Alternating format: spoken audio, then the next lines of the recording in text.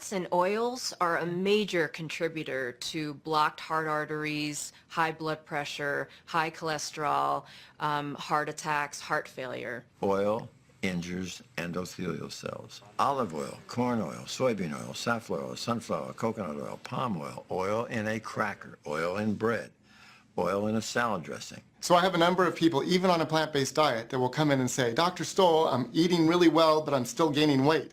And my first question to them is, well, how much olive oil, coconut oil, etc. are you using in your diet? When they start to add it up, sometimes they're adding 5, 6 tablespoons a day. So here we are, 600, 700 calories they're adding to their diets, and they don't realize it because they're adding in oils that they assume are healthy. There aren't some special oils you can buy that are health promoting. They're all processed foods with almost no levels of micronutrients and phytochemicals in them, with no fiber. Coconut oil is 90% saturated fat. Lard is 43% saturated fat. The coconut oil miracle is that it's still on the market. And so when we just hear little clips on the news, maybe on the internet, says olive oil's the way to go, we grab onto that. And unfortunately, it's bad information. Here I am, I'm just out of recovery from the heart catheter, and he looks at me, he says, I think I'd like you to meet Dr. Caldwell Esselstyn. He was my mentor at medical school. Sure enough, the next morning he gave me a call.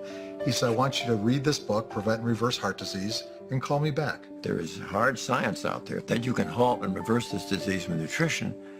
There's a common feeling that, oh, well, patients won't do that. Well, nothing is further from the truth. I read it, and within a few days I called him back, and I said, I'm in. I'll do whatever you want me to do. When folks are willing to change their, 50, 60, 70-year-olds worth of habits, it's amazing watching Cure for the first time in my career. I really believe that diet is the primary way that we need to change things.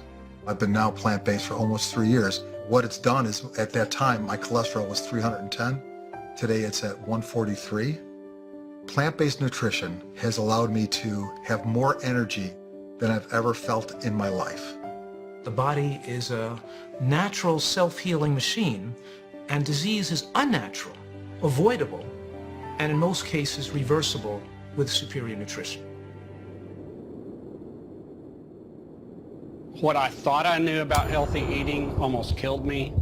One moment I was eating meat with every meal. The next moment, whole food, plant-based, a very drastic change overnight. Within 6 months, my cholesterol was down to 115.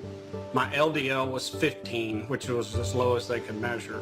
My triglycerides had fallen to 175. The last time I had my cholesterol checked, it was 96, and my triglycerides were 97. And there's not a drug on the planet that can do that. That is solely through diet. And I'm just utterly amazed that the human body has the ability to heal itself so quickly. I've used my body for 53 years. I'm currently 59, and I feel better now than I felt when I was 35. Genetics is not our destiny. Our genes can be directly affected by the food we eat. We know that you can reverse heart disease with a plant-based diet. We know this. You cannot do it with medication, but you can do it with plant-based diet. And when they ask doctors, why don't you teach people this, they say they don't think people are going to want to do it. It's too difficult. Well, let them be the judge of that. I think it's too difficult to go under the knife and have my chest cracked open, but give people the chance, the opportunity. 2 weeks after starting the whole food plant-based diet with no oil, my angina had all of a sudden stopped. By the time I went back to my internist, my hemoglobin A1C was coming down. So they took me off the shots. They took me off of the Starlix pills. Within a couple months later, I went off the metformin. The doctor said, I don't think you're diabetic. I don't have any arthritis anymore. I'm enjoying life. I love the food that I'm eating. I would say the bottom line to all my health issues is you don't have to suffer with heart disease and diabetes because it's foodborne illnesses. And if food is what got you into this mess, food can get you out of it. By definition, a mammal makes milk for its young. And so a horse makes milk perfect for its foal, and a human being makes milk perfect for the infant. And a cow makes milk perfect for a calf. The thing is that we have different nutritional needs when we're young than a calf has. They grow real fast. A little baby calf grows from 60 pounds to 600 pounds drinking milk. If you fed a baby calf human milk, the animal would starve to death. So when people eat baby calf food designed for that accelerated growth, they grow. People get fat. We know the protein from dairy casein is a cancer promoter on the DNA level. It actually tells your DNA, go ahead and make some cancer. The earlier you introduce young children to dairy, the higher their risk, about 14-fold higher, to develop a devastating disease called diabetes type 1, which is an autoimmune disease that destroys the pancreas irreversibly. Dairy calcium has kind of been made into a myth that if I eat cheese or I drink milk and have a good calcium intake from dairy that I'll have strong bones, and that's actually not been proven in the literature at all. When I look at people and they're drinking all this milk to try to combat the osteopenia and osteoporosis, I tell them that the countries that consume the most dairy have the weakest bones. And they're like, what do you mean? I said, well, most of Asia didn't have osteoporosis up until recent times, and they didn't drink milk at all. If you don't drink milk, where are you going to get your calcium? Where do you think the cow gets their calcium, right? They have a 1,000-pound skeleton. That's a lot of, they get it from plants, right? Start every day with Milk's Protein and Milk Life. The dairy industry says, oh, milk does the body good. We're believing advertising. We're not believing truths.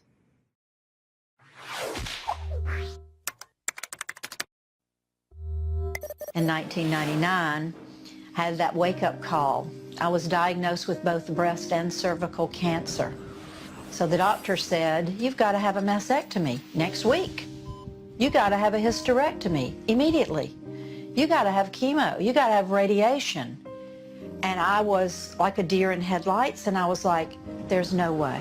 All of the doctors were pretty clear that they felt that I probably wouldn't live longer than a few months because I had cancerous fluid that had metastasized from my ovaries all the way up to the pleural cavity on my right lung. Until you've seen a loved one get sick and die in a hospital, or walk through the halls, or been to an intensive care unit, people don't know. I mean, you drown to death when you die of lung cancer. I mean, horrific, horrific deaths. The war on cancer under President Nixon started in 1971. The incidence rate, that is the number of people that get cancer, was 1 in 8. The survival rate was about 27, 28%, which means a little more than 70% of the patients died. Just a couple of years ago, the National Cancer Institute published their latest figures. The incidence is much higher, and the survival rates are basically unchanged, around 31, 32%. It's a travesty that people continue to suffer and die when we have the tools, we have the knowledge, the system is such, it just doesn't reward that kind of behavior. It doesn't make anybody money. I think that the assumption there is that there's a rational, helpful, benign process that's running the show in government, and there isn't. So what's running the show is a vicious free-for-all, and that nobody's really interested in helping Americans get healthy. Nobody makes any money sending you home to eat your vegetables and drink your water. And I think that's probably the base root of the whole problem. In our morning rounds, how where you live affects your odds of surviving cancer. New government data shows people in the South have the highest risk of dying from cancer. Kentucky ranks #1. Cancer, as defined by modern medicine, is essentially a wild, erratic cell that's growing without control. And it's very active metabolically. First up, chemotherapy is standard for most breast cancer patients. I think the whole chemotherapy industry is very sad. It's based on an assumption that I find to be flawed. The way that cancer is assumed to work is once started, progressively gets worse because of certain events that come along, like mutations. Therefore, that leads to the idea, well, how do we treat people with cancer? If we can't get those cancer cells to go back and being normal, what are we going to do? We're going to kill them. And how best to kill them except to create some chemical that can zap those tumors. That's called chemotherapy. And chemotherapy is not working, for the most part. The focus on cancer seems to be early detection. And we have Breast Cancer Awareness Month. I would like to see Breast Cancer Prevention Month. And that could be for all types of cancer, not just breast cancer. My mom and aunts had had breast, cervical, uterine, or ovarian cancer. They did the surgery, the mastectomies and the hysterectomies. They did the chemo, they did the radiation, and I really saw what that did. I saw that not only did it not heal, but it made the situation worse.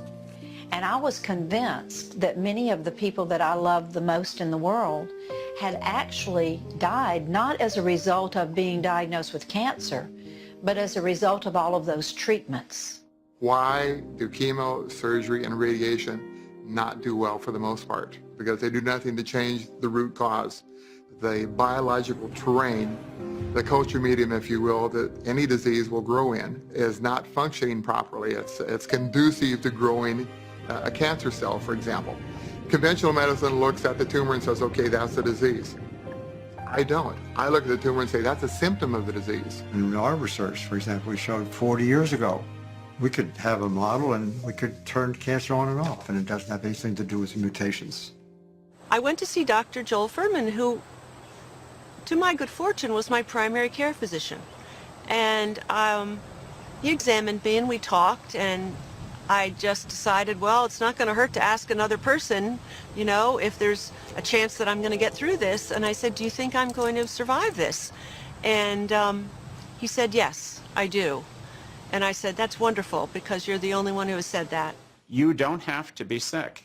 You don't have to wait in line for a terminal illness. There's something you can do about it, and the time to start is now. The motivating factor for me to adopt a whole food plant-based diet was I didn't want to die.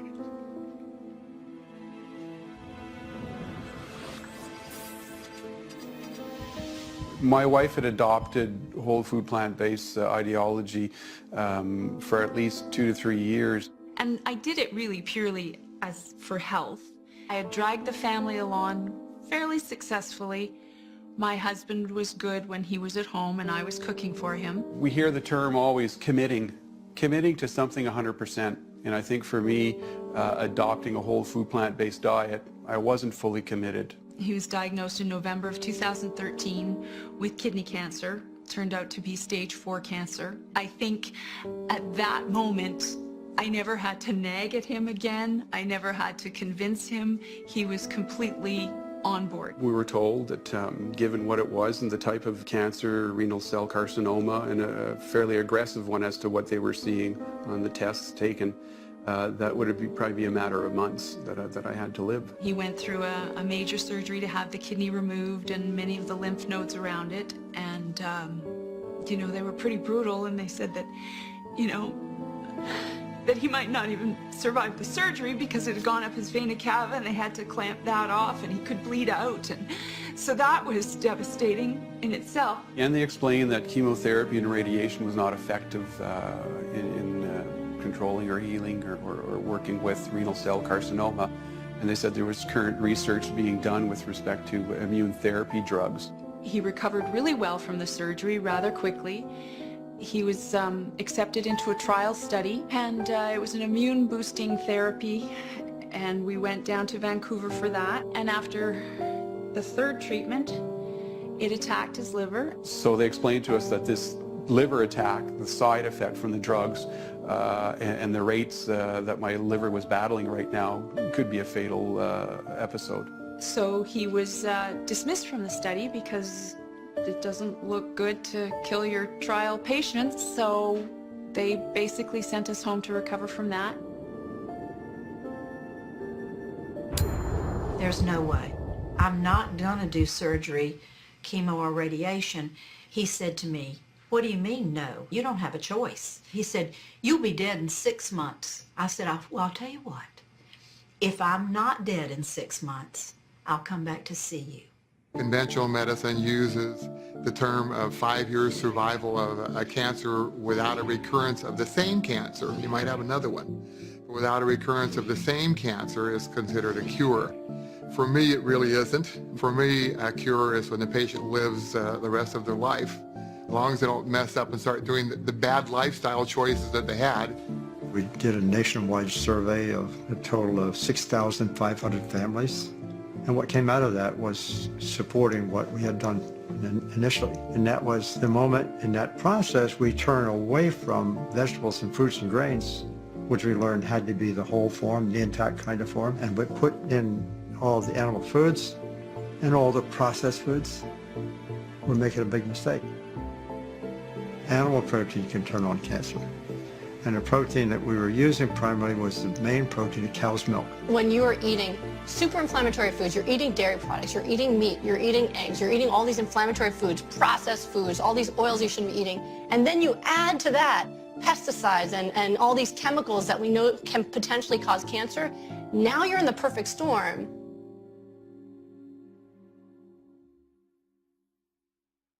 So I continued on with our whole food plant-based diet, and he just got better and better. And with each scan, things were reducing, lymph nodes were shrinking in size. And initially they had said it would be naive to think that this would not spread. And it didn't spread, and it reduced. And it kept reducing to the point where it was radiologically undetectable. At this 2-year period where you're told plain and simple that you're probably going to die if you make that outset date. You're probably going to get sicker and sicker. And I didn't. And I got healthier and healthier and healthier. And at 2 years, when he should have died, according to them, he went back to work, full time. I've never been this healthy in my whole life. And I'm carrying on. What has brought me here this far, this healthy and the way I am, has been adopting whole food plant-based. There's no two ways about it. My friends and family didn't believe me. They didn't approve. My doctor didn't like it. But when that 6-month mark came, I made that phone call. I want an appointment. When they ran all the tests, and I was completely cancer-free, some of the things that I found from those tests he ran, not only did I not have cancer, but rheumatoid arthritis that I was diagnosed at the age of 27 with, that the doctors had told me then, you could be crippled by this. You could end up in a wheelchair. You're going to have to take drugs for pain management on this. It was gone. I had always had these problems with eczema, psoriasis. My skin looked better than ever. And from a little girl, I was diagnosed with all kinds of allergies. For the first time in my life that I could remember, I had no allergy. Like, this is really something. I realized that this lifestyle had healed my body completely from the inside out. I'm Pamela Swallow. I just turned 70 this summer, but I've been 18 years cancer-free. I was diagnosed in 1997 with metastatic stage 4 ovarian cancer. My prognosis was horrible, but not everybody's right all the time, and I was determined to live, and I have, and so could you.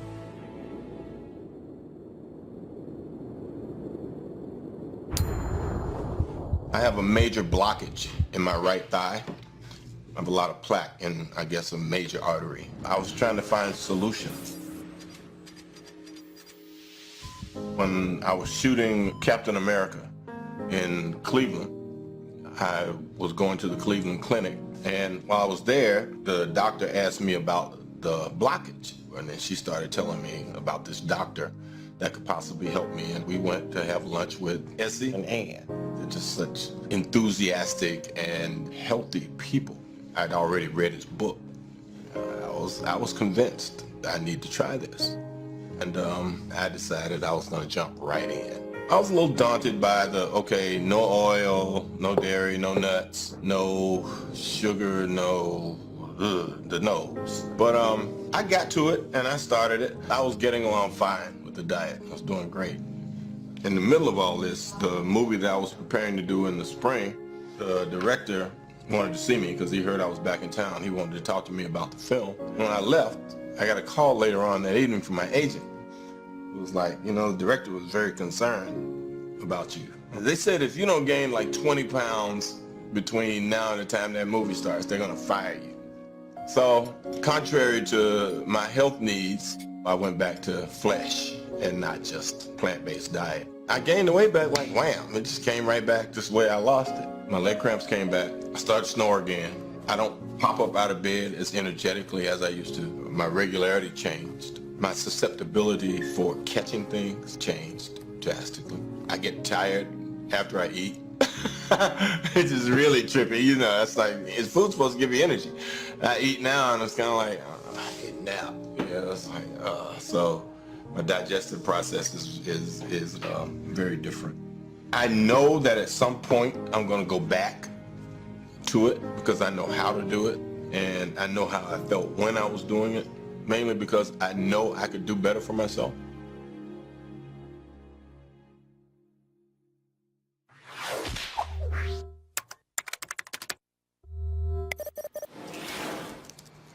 And everything that I was ever taught, everything I'd ever read, basically was telling me, hey, Hispanics have a high percentage of diabetes. I was also led to believe it's in your genes, it's just part of who you are. I was a fast food junkie. My body was telling me, you need that sugar, you need that fat, you need that salt. And so I was going to the drive-thru all the time.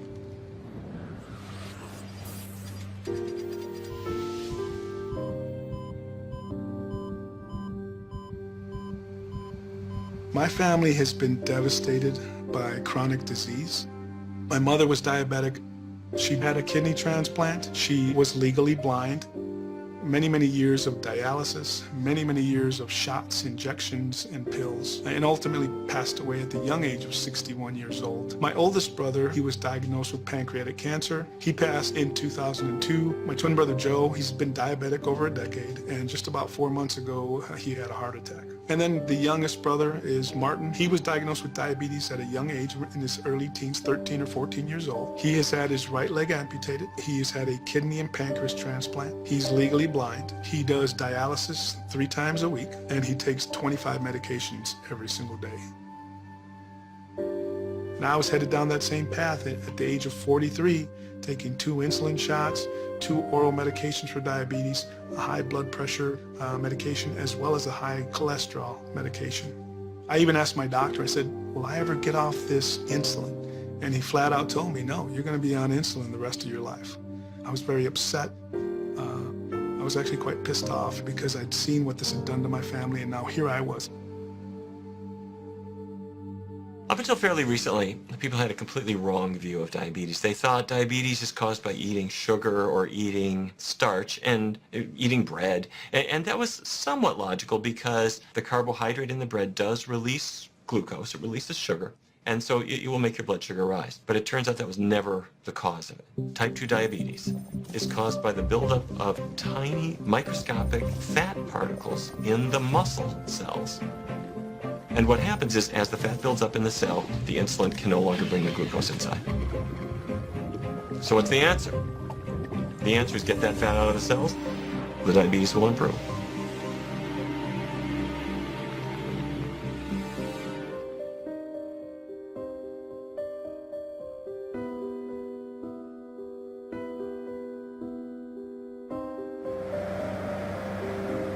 Most of us have no idea where our food comes from. I started to question where that food was coming from and how that food was raised. I never made the connection really between what was on my plate and then that was once a living, breathing animal. Once I made that connection, I didn't want to have any part of it. I don't see animals as food anymore. I see it as complete suffering. And I want people to know that that animal didn't just naturally die and then they package it and it becomes food. That's not how it is. The animal suffered every day of its life. It was beaten, it was tortured, and then it became food for you.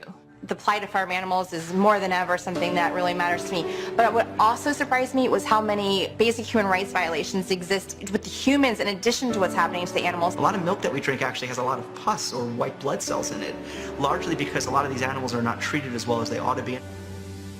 You don't have to take a life in order to sustain yours. Every time we're purchasing something, we're voting with our dollar. So if you choose to eat animal products and you choose to take your dollar and vote for cruelty and harmfulness and death, you're part of the problem then. You're not part of the solution. I knew right then and there that I didn't want to be part of anything that promoted cruelty. Informing the public to the truth about what humans are supposed to eat is going to be vital for the future of our health, the future of the environment, the future of animal welfare, and the future of the finances of this country. Sustainability is becoming more and more an issue. So it's not just the health of people, not just cruelty to animals and whatnot. It's actually an issue of survival. People are not making the connection that what they're eating is really affecting the environment. Over a third of the land mass in the world is taken up by livestock agriculture. If you look at all of the animals that are being raised for consumption, it totals around 70 billion.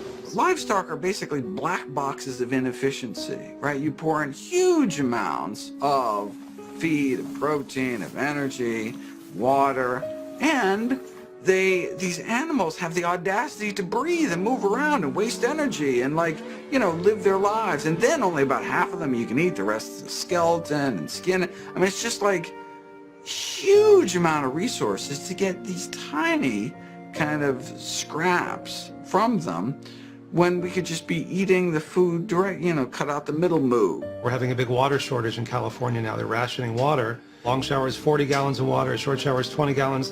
One burger is 4,000 to 18,000 gallons of water to make a third of a pound burger. 75% of the deforestation taking place in the Amazon is because of animal agriculture. We're raping the land, is really what we are doing. We are taking everything out of the dirt that we want to have in the dirt, the microbes, the organic matter.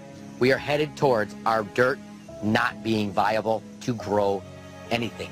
Most people don't understand that the biggest contributor to greenhouse gases, more than all transportation combined, planes, trains, boats, automobiles, is animal agriculture. We need to do something right now to start reversing global warming. Well, I can do something about that right now. I can just stop eating animals. So when you start thinking of world hunger and you start thinking about all the water that's being wasted and transportation, not to mention the cruelty, you start looking at it from a bigger picture and realizing that your dollar that you're voting with doesn't just affect you, it affects not only your fellow human beings, but also your planet. So when you start to educate yourself, not just about the way that you feel and about the way the people around you feel, but when you really start to take it all in and you've just started to lean in, oh, you're in all the way. The formula is clear. You want to eat the foods that promote good health. You want to avoid the foods that contribute to poor health.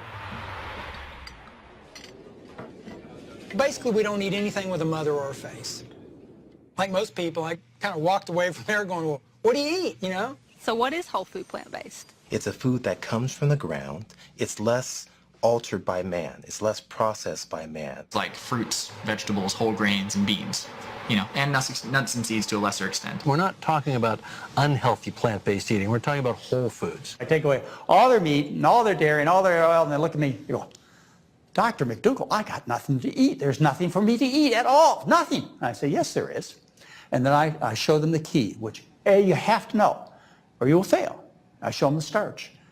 I say, well, do you like potatoes? Oh, I love potatoes. Beans and lentils and vegetables you didn't even know existed, and even fruits from other countries. Turnip, collard, mustard, kale. Greens, beans, onions, mushrooms, berries, and seeds. Black beans, brown rice, salsa, avocados, quinoa. Bok choy, Swiss chard, kale, collards, collard green, beet greens, mustard green, turnip greens, Napa cabbage, Brussels sprouts, broccoli, cauliflower, cilantro, parsley, spinach, and arugula, and asparagus. You got it. Always eat too much. Stuff yourself on those berries. They feel good. They feel good in you. They give you energy. You don't have to drink anything. They get so much liquid in them, they feel great. That's one food I love. Spinach or collard greens. You ever think you ever say collard greens? I say collard greens. Mustard greens. Where's Jeb? Where's Granny? All of a sudden, Ellie Mae Clampett. You start saying things like the Clampetts when you eat like this, I'll have some mustard greens, some collard greens. 3 pounds of those, steamed, and then like this much apple cider vinegar. The first thing people say is, I don't have time. When somebody says to me, I don't have time, what I really hear is, I don't want to. If tomorrow I'm going to be diagnosed with cancer, I don't have time for that, but I will have time to do chemo, radiation, surgery, recuperation. The hardest part about changing your diet and your health is just deciding to do it. Oh, plant-based diet, I don't think I'd like that. Well, you think that long enough, you probably won't try it. Don't you remember when you were little and Mom put something on your plate and said, well, just try it? No, I don't want to try it. Well, just try it. It's like riding a bike. You like the idea, you want the outcome, You can read about the technique all day long, but at some point you just got to get on the bike and find your balance. And once you find your balance, you just glide. And it's so freeing. So I started, and I started very seriously. I started every meal, 3 meals a day, which consisted mainly of fruits and vegetables, some nuts and seeds, and it worked. And in about 6 months, I lost 120 pounds. And then over the course of maybe another 6 months, I lost another 100 pounds, so I lost 220 pounds. The diabetes went away within weeks, and the hypertension also went away. Started to feel great. She's got so much energy today, I can't really keep up with it, to be honest with you. Recently, I was lucky enough to have an echo done by my coworkers, and she was overwhelmed by what she saw on my echocardiogram. There were no blockages, there's no plaque. The elasticity in my heart is excellent. And she said, we don't really see hearts like this. The number one thing that she said was, Susan, I'm convinced. I see what you eat every day, but this, for me, as a echocardiogram sonographer, this is what sells me. I have reversed disease. The damage that hypertension does to your heart and type 2 diabetes, it was reversed in the last 5 years from eating this way. The first thing I noticed was that I didn't have all those greasy dishes. And then I noticed that my food bill was lower. And then I noticed that I felt better. After all, if you have all those greasy dishes, think what the inside of your intestine must look like. The vast majority of the world subsists on rice and beans for fractions of what we pay for food. The thing people have to understand is that it is not expensive to eat a healthy, whole food, plant-based diet.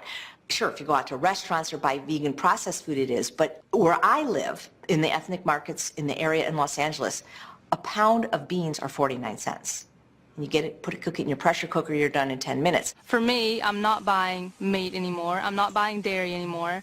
When in season, I can go to my local farmer's market. And when I explain to them, they ask for how can I do this really? And I say, well, you can actually buy a 25-pound bag of brown rice for 25 bucks. You can buy a 20-pound bag of whatever your favorite bean is for 20 bucks, and a bunch of fresh frozen vegetables for 99 cents a bag. And you have a meals for a month for 2 people for 60, 70 bucks. And they look at me like, oh, I never thought of that. You're not eating the cheeses and the meats and the eggs, and so the average family is going to save a lot of money.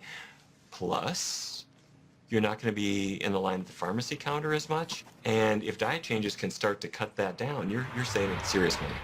We went in and ransacked our pantries, our refrigerators, our freezers, start emptying things out, taking out all the things with the oils, the sugars, the processed foods, got rid of the meats. From one day to the other, our lifestyle changed completely. We threw away everything we had, and we went to the store and bought new food, and we started. By the time we got from the TV room into the kitchen, he said we shouldn't have any more animal products in our house. I was like, yay! We just switched like that, and Yeah. and then there was a moment where we said, well, what about the children?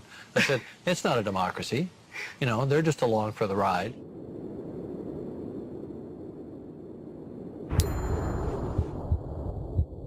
I want to feel better. Looking back at where I was just 11 months ago, I don't even recognize that person. I could not imagine the drastic changes that we've seen in less than a year. Not only the physical changes of the weight loss, but coming off medication, I feel good on the inside. I don't hurt anymore. My knees don't hurt.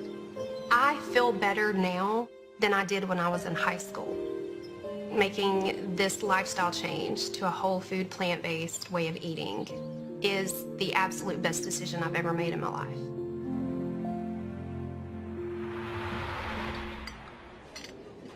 It's not so much about trying to invent a new way of life, but rather discovering the foods that are right here in front of you. So it's about shopping in the produce department. It's literally about knowing which aisles to walk down in your supermarket, which stuff to grab, and which stuff to just keep walking right past. The first priority is to eat whole, unrefined plants and to avoid animal-sourced foods and foods that are processed. A fresh roasted beet.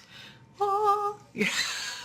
I get really excited about produce. The foods that don't require a label tend to be the highest in nutrients and most beneficial for your health. Things like fruits, vegetables, whole grains, beans, lentils. However, there are a lot of foods that do have labels. I'm talking about your frozen pizza that's got a dozen ingredients in the crust and a dozen more in the toppings. My God, there are paragraphs of ingredients. You don't want that. Especially you don't want the mono and diglycerides, you don't want the added oil, and there are usually 4 or 5 or 6 different ways that they're stuffing sugar at you. For example, we'll pick up Raisin Bran, and I'll show folks, okay, tell me how much sugar is in that per serving and how much fiber is in that per serving. They very quickly realize that often they may be eating for breakfast something that is a bowl full of sugar. You can pick up a jar of spaghetti sauce, and it'll have sugar in it. Now that being said, there are plenty of packaged foods that can be a part of a healthy diet. For example, canned vegetables, frozen fruits and vegetables. However, the way they're packaged matters a great deal, and the way they're processed matters. So in teaching people about label reading, I tell them if it has a package, turn it over and look at the label. So let's take a look at this one because it looks really promising. It says 100% whole grain. It also says heart healthy and a good source of fiber. So let's take a look at the ingredients just to make sure. Whole wheat flour, water, sugar. Sugar's the 3rd ingredient. It's also got soybean oil in it and those mono and diglycerides that we don't want. So again, it's so important to read those labels.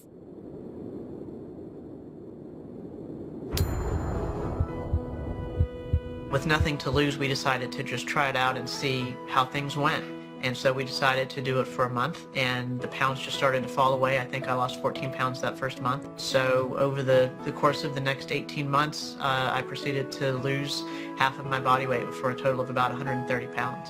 It's never too late to feel young, to lose weight, to feel energetic, to enjoy your family, your children, your grandchildren, your great-grandchildren, and be able to help heal yourself with food.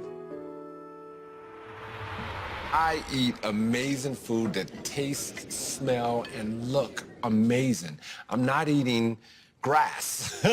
I am so satisfied. I love my food. I eat so many different things now, and I try new things. Like I never would have tried Indian or Ethiopian or Thai, and they're my favorite, and I would have missed those had I not become plant-based. With plant-based cuisine, we can create all the flavors, textures, satisfying feelings that you always want from a meal. Let's demystify this notion that if you are a plant-based eater, you are giving up everything. If food tastes good, regardless of what it's made of.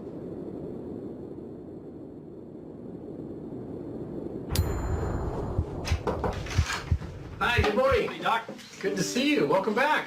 Hi, how are you, Yvonne? Good. When I first heard about this, I thought it was a bunch of malarkey, And then a challenge was made, try it. What does it hurt? So I tried it. Without medication, your cholesterol was 300 range. Yes, previously. Okay. And now, without medications and making some changes in your diet, your cholesterol is 171. Really? Yeah. So it's almost half of what it was before on no medication. Your triglycerides have dropped another 20 points. Both your cholesterol and your triglycerides are safely in the normal range. Sweet. On no medication. That is proof to me. You can't lie in the numbers, and you can't lie with shedding the weight. And I felt great. So we kept on going with it, and it's working. I was told and I was convinced by my doctor, you're going to be on this for the rest of your life because you're just genetically predisposed to be this way. And it took this to prove to me that's not true. I'm eating plant-based whole foods, and my cholesterol is no longer an issue. I feel as good as I did when I was 20.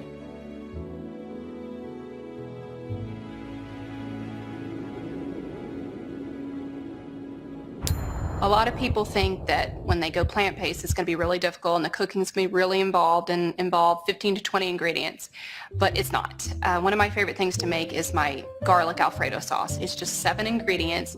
Basically just start out with chopping some onions, chopping some garlic, throw it in a little bit of vegetable broth on a pan, saute it for about 8 minutes until all the broth is evaporated, and then you just add it to your blender, and you're going to want to add the cooked vegetables. the remaining broth, which is another cup. I have a half a cup of cashews. Now, if you don't have a high-powered blender, you're going to have to soak your cashews for about 5 to 6 hours. Otherwise, they're going to turn out gritty, and you don't want that in your sauce. You're going to want it thick and creamy and smooth. A quarter cup of nutritional yeast. That's going to give it a depth of flavor and a little bit of cheesy undertone. Quarter teaspoon of black pepper, a half a teaspoon of salt, and 1 tablespoon of lemon juice.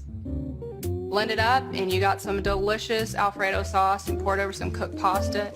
And everybody's going to be shocked that there's no dairy and there's no butter or cheese in it. It's really, really delicious. It's just as rich as traditional Alfredo sauce, but it's actually good for you.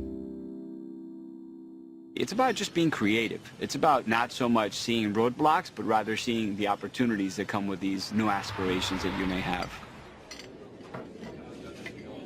There are 3 reasons to eat out. 1, you don't have to do the dishes. 2, the ambiance. 3, companionship. You never go out to eat to further destroy endothelial cells, okay? Everybody says, well, gosh, Dr. Esselstyn, it's so hard. Aren't they going to have, some of these places have oil? Yeah, all of them. When the waiter or the waitress comes to your table, you turn in your seat, take your glasses off, look them squarely in the eye. You must understand that I am deathly allergic to a single drop of any oil. Now, you get creative. Can I have part of this item on the menu mixed with part of this and put it together? Then the chefs are really actually, if you just ask the question, they're very excited to create something for you. We have to be that change. We have to be the ones to ask, and hopefully soon enough demands that we have organic plant-based foods in restaurants across the country. We adopted this lifestyle on December 3rd of 2011. Within days, 3 to 4 days, I start to see my sugars plummet, and I'm seeing my weight drop anywhere between 5 to 7 pounds per week. My psoriasis went away. My heartburn, I've not had heartburn since I adopted this lifestyle. And I'm Mexican, I love spicy food. I eat jalapenos and spices, Indian food. And lo and behold, by the end of January 2012, so not quite 60 days later, I was off all 5 of my medications. 4 to 5 months in, my erectile dysfunction went away. So here we are 3.5 going on 4 years later. My health continues to be normal. My A1C levels, my cholesterol levels, my blood pressures. I'm healthier than I was even 20 years ago.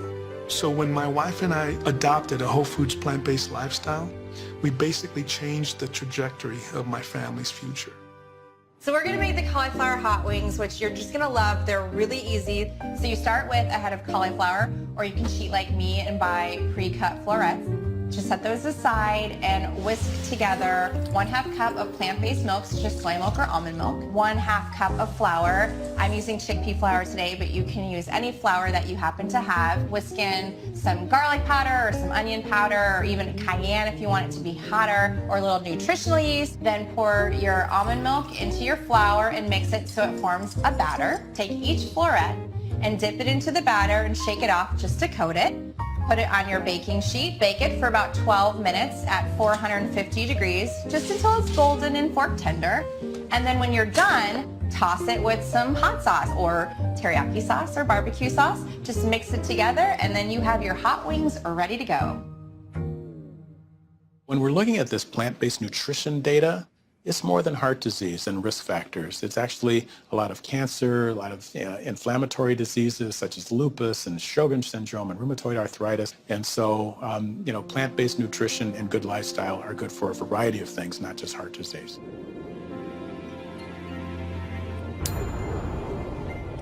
At the time, my husband was working for MTV, and he was helping recording artists get really fit for videos, and I said, I want to look like one of them.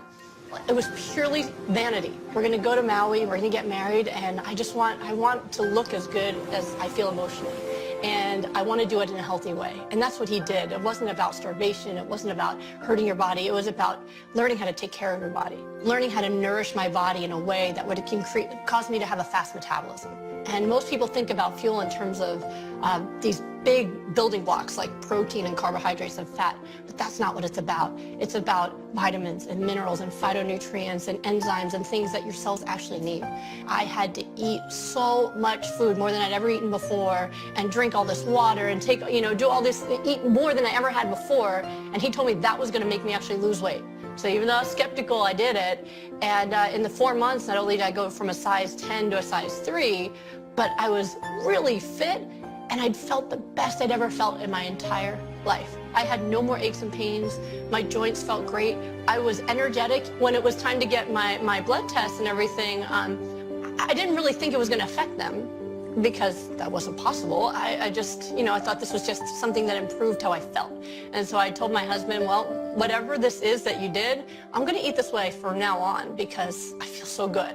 When I got my next round of blood tests a few months later, all the lupus indicators were negative. The doctor had a medical student with him, and he said, this woman alleges to have lupus, but we're not finding any evidence of it. Maybe there's just an error in the test. Go have your wedding, come back, and we'll test again. And we tested again a few months later, and now even the antibodies for the clots were completely negative. And my blood pressure was coming down to that of an athlete. And my genetically high cholesterol that I was told I could do nothing but blame my parents, that's what my doctor had told me as a kid, that was completely normal and, in fact, optimal.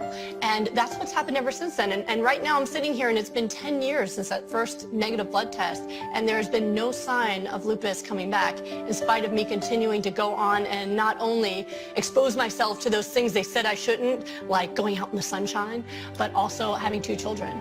I have continued to actually get healthier and stronger as the years have gone by.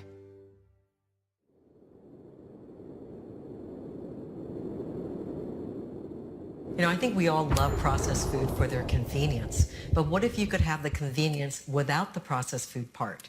One of my favorites is macaroni and cheese in a box, which I grew up with like everybody else and used to love. So I've come up with a vegan version that's whole foods. It's something you can keep in your pantry in a jar, pull it out, and take a little cup of it and just mix it up with some non-dairy milk and just pour it over some noodles, and you got an instant, easy dish. It comes together in about 30 seconds, so you better watch carefully or you'll miss it. All right, first I've got a cup of cashews. They go right into my food processor, along with some nutritional yeast and some herbs and spices. Put it in your food processor. You just let it whir for about 3 minutes, and that's it. That mix is ready, good to go in your pantry, ready for you anytime you want it.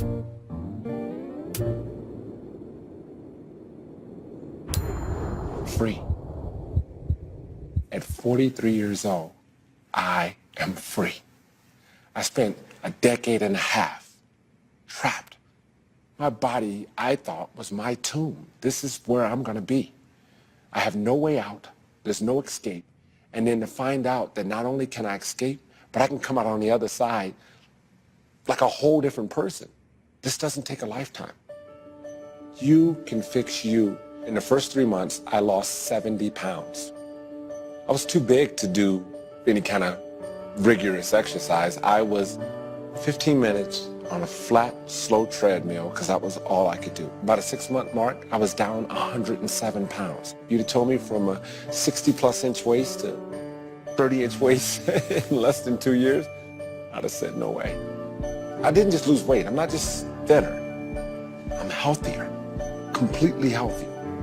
The thing about Dr. Stoll that set him apart from every other doctor, he sat me down and said, let me write you some recipes. And him writing those recipes, he was more willing to write the recipes first before the prescriptions, and it changed everything. There are doctors that are waking up because you can't deny the results. I'm just one person, but there's millions of me out there that are experiencing the same results that we didn't receive on meds. I look in the mirror now and I think that we're not talking 10 years ago, we're talking 20 months ago.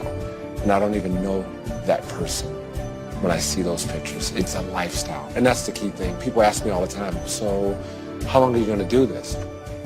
And I tell them, I plan on living to about 90, 95. So, a long time, because I'm never going back. I'm never going back.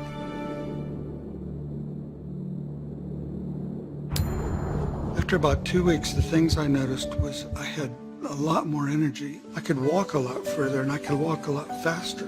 I dropped a bunch of weight. My cholesterol dropped like a rock.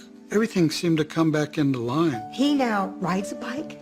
I mean, we go for long bike rides. When I got out of the hospital, I don't know how many medications I had, and I'm off all that now. He walks miles and is giving Greg back to me. There's all kinds of diets, but this is a way of life. Most wives take for granted what a gift a husband is and be able to do those things with their husband. And I'm telling you, I am so thankful. The doctor called me at home, and he says, hey, I just got your blood work back from the lab, and I was reviewing your results, and you're no longer diabetic.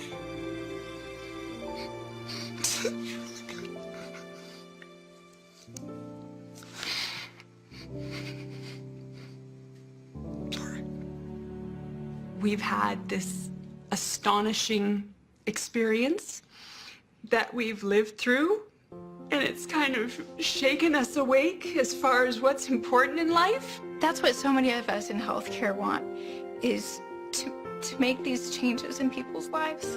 It is the most effective and powerful way to treat the broad range of illness that a primary care doctor confronts. It's just the easiest thing you can do to have better health.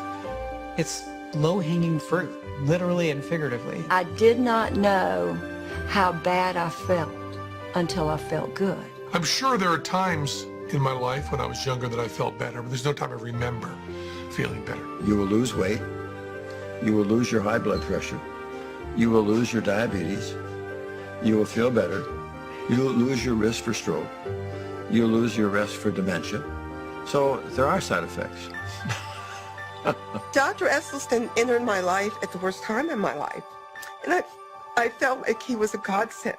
My life changed. It's the single best thing I've ever done, by far. I believe that my chance of getting coronary artery disease is zero. Whole food plant-based nutrition is indeed the answer to the healthcare crisis in America. It's all about sustainability of the mind, of the body, and of the planet. Change doesn't come from the leadership down. The leadership only changes when people wake up and demand it. Demand that change. You know, today is a different day. Today is a new opportunity to live the life that you want to live. Not just the one that you're living, but the one that you truly, really want to live. 2 weeks, 3 weeks, all you got to do is try it. There are people in the world that do it for ethical reasons. There are people that do it for health reasons, and there are people that do it for environmental reasons. And ultimately, it doesn't matter why you do it, because it's a win-win-win. Finding the plant-based diet gave me freedom. Freedom that all the other fad diets and gadgets and even my doctor didn't give me. I've been in medicine for over 30 years, and for the very first time, I can truly look someone in the eye and I can say, I can heal you. Realize that there are people who love you, who need you to do this because they need you in their life as well. It's the best thing that ever happened to me. It saved my life, it saved my marriage. I'm very proud of her. This is progressive medicine. This is correct medicine. This is where medicine should be. The vegetables and the fruits and the whole grains and the beans, those foods have power that you never imagined. And it's time to put it to work. Come on. What's on your plate?